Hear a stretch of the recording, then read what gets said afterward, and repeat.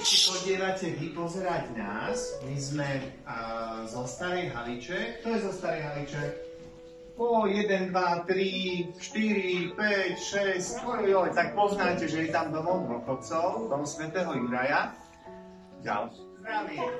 A my prichádzame stadiaľ vás pozrieť. Vy ste už niekoľkokrát boli u nás, spievali ste, tancovali ste, potešili ste nás a keďže sa blíži nejaký ten sviatok detí, kto vie, aký to bude sviatok? A kedy bude? Sobotu. Tak sme dobre prišli.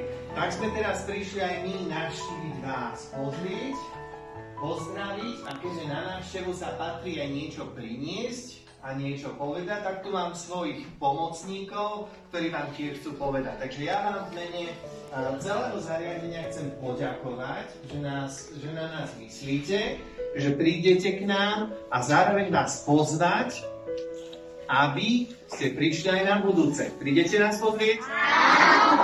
Super, ďakujem krásne. My sme k vám prišli, ako pán rejiteľ povedal, z domu svätého Juraja, zastúpení našich babičiek a deduškov. Sami ste povedali, že máte 1. júna Medzinárodný deň detí. A je to deň, keď všetky deti na svete majú svoj deň. My babičky a deduškovia, ešte raz spomínam, z domu svätého Juraja v Starej Haliči, vám vážnu sviatku želáme zo srdca všetko najlepšie, veľa zdravia, šťastia a Božieho požehnania. S láskou myslíme na vás, na milé vystúpenie, ktoré ste si pre nás pripravili a tým zahojili naše boliesti.